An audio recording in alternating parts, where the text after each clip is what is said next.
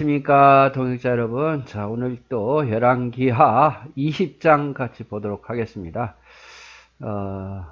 감기에 걸려서 목 상태가 많이 안 좋은데 혹시 하다가 제가 좀 기침을 하더라도 이해해 주시면 감사하겠습니다. 열왕기하 20장 우리가 계속해서 지금 히스기야에 대해서 보고 있지요.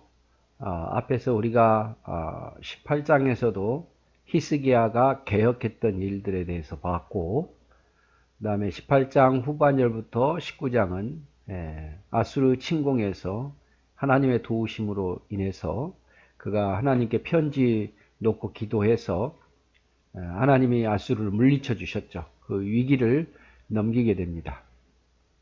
그렇게 이제 위기를 넘기고 나니까 히스기야에게 또 다른 고난이 찾아옵니다.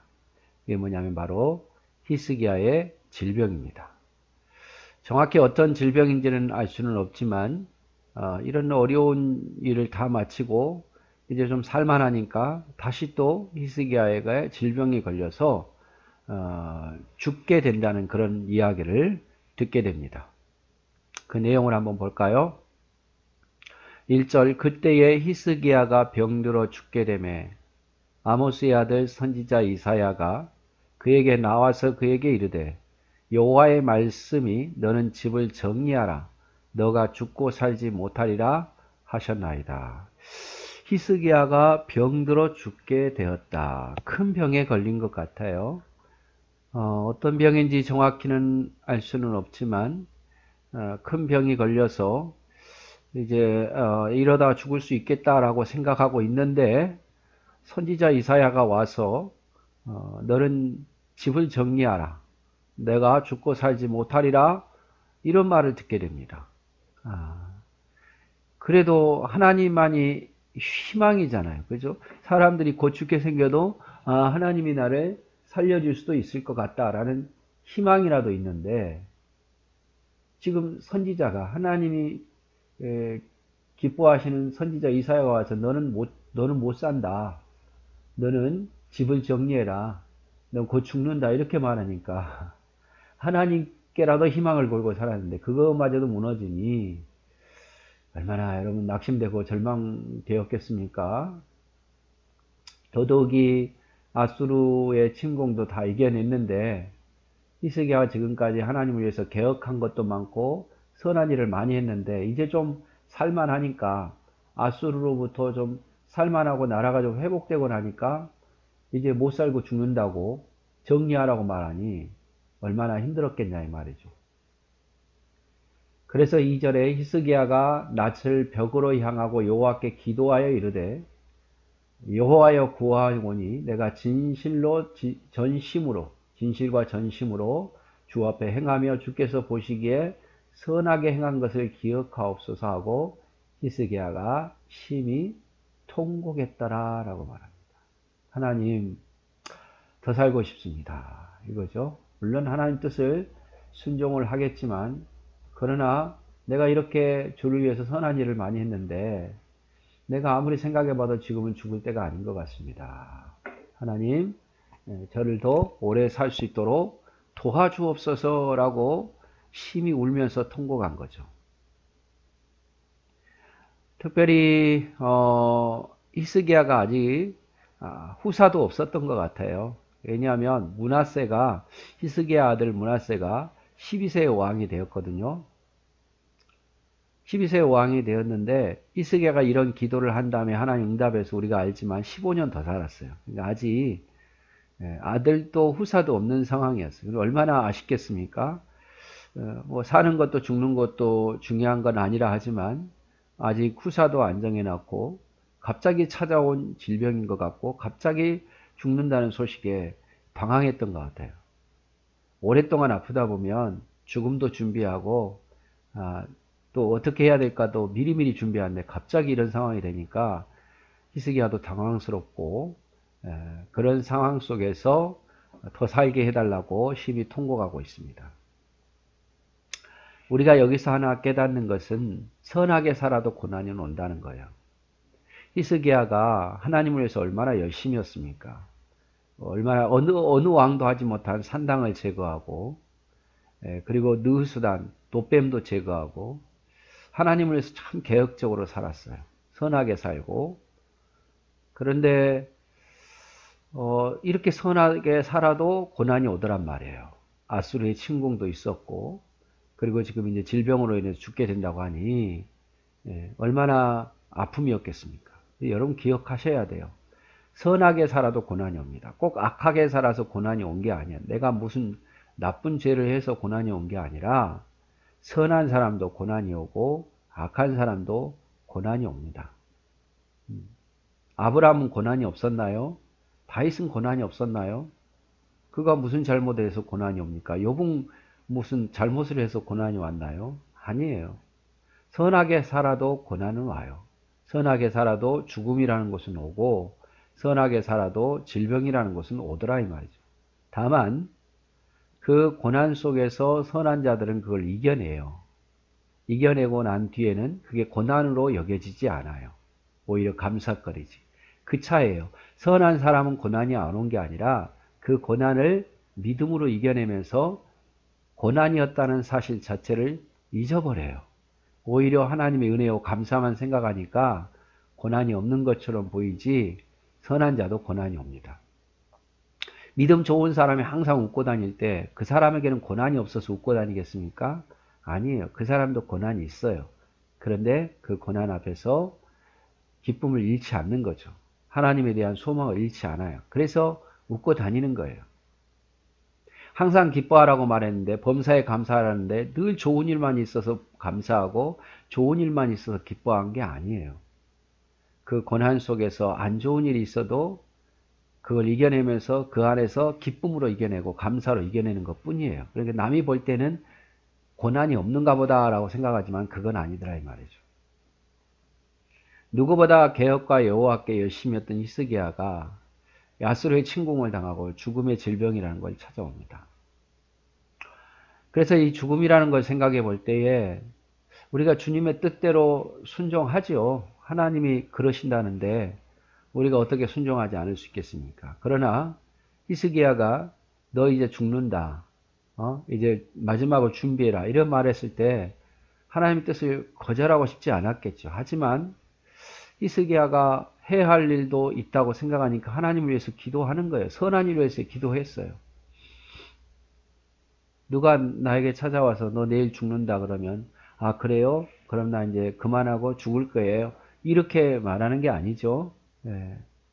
우리가 해야 할 일이 있다면 선한 욕심이 있다면 우리가 한 번쯤은 하나님 살려달라고 연장시켜달라고 기도할 수 있는 거예요. 꼭 하나님 말씀대로만 예 알겠습니다. 그럼 내일 죽겠습니다. 이것만 순종이 아니에요. 내가 선한 일을 위해서는 기도할 수도 있죠. 조금 더 살게 해달라고. 그것이 틀리지 않았다 이 말이죠. 그래서 로마서 14장 8절에 바울이 말하기를 우리가 살아도 주를 위해서 살고 죽어도 주를 위해서 죽나니 그러므로 사나 죽으나 우리가 주님의 것이로다. 살아도 감사하고 죽어도 감사하고 죽으면 왜 감사합니까? 하나님 곁에 가서 감사하고 살면 왜 감사합니까? 주님을 위해서 일할 수 있어서 감사하고 복음 전할 수 있어서 감사하고 빌립보서 1장 20절 21절에도 나의 간절한 기도와 소망을 따라 아무 일에든지 부끄러워하지 아니하고 지금도 전과 같이 온전히 담대하여 살든지 죽든지 내 몸에서 그리스도가 존귀하게 되게 하려 하나니 이는 내가 사는 것이 그리스도니 죽는 것도 유익함이라. 그래서 살고 죽는 게 중요한 게 아니라 살아있어도 주님 영광, 죽어도 주님 영광이 더 중요하다 이 말이죠. 오래 살고 주님 영광을 안 돌리며 살면 의미가 없는 거예요. 짧게 살아도 주님을 위해서 살았으면 그게 의미가 있는 것이고. 그래서 죽음에 대해서 한번 좀 생각해 보았습니다. 자, 4절에 이사야가 성읍 가운데까지 이르기 전에 여호와의 말씀이 그에게 임하여 이르시되 너는 돌아가서 내 백성 주권자 히스기야에게 이르기를 왕의 조상 다윗의 하나님 여호와의 말씀이 내가 내 기도를 들었고 내 눈물을 보았노라.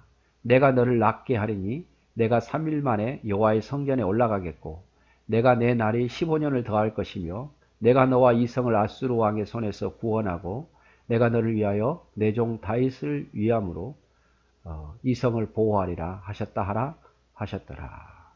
자, 하나님께서 바로 응답해 주시죠. 예.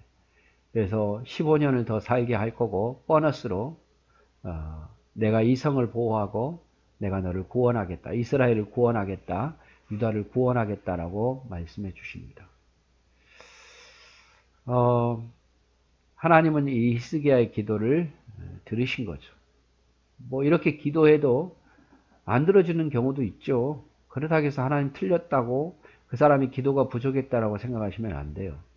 하나님은 히스기야에게 이렇게 말했지만 히스기야 이런 기도를 통해서 영광 받으시고 더 일하기를 기회를 주신 거예요. 우리가 죽음을 앞두고 더 살게 해달라는데 못 살 수도 있고 더 살 수도 있어요. 꼭 살아야만 하나님의 응답이 있고 못 살면 하나님 응답이 없는 게 아니에요. 우리가 하나님 뜻을 어떻게 합니까? 그래서 앞에서 말했잖아요. 살아도 주를 위해서 살고 죽어도 주를 위해서 사나니 죽어도 영광이고 살아도 영광이고. 다만 우리는 어떤 내가 하나님을 위해서 이루고자 원하는, 단순히 내가 오래 사는 게 아니라 하나님을 위해서 이루고자 원하는 마음이 있다면 기도는 할 수 있다는 거죠. 더 살게 해달라고, 낫게 해달라고. 7절 이사야가 이르되 무화과 반죽을 가져오라 하매 우리가 가져다가 그 상처에 놓으니 나으니라. 자, 무화과 반죽을 가져와서 상처에 놓으니 그 상처가 나았다.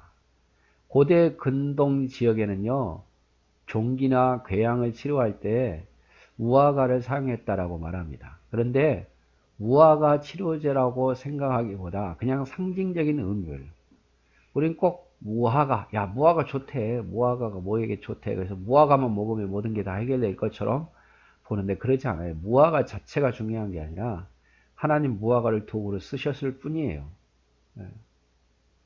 무화과가 만능 효능이 있어서 치료된 게 아니라 하나님 은혜를 주셔서 치료됐단 말이에요.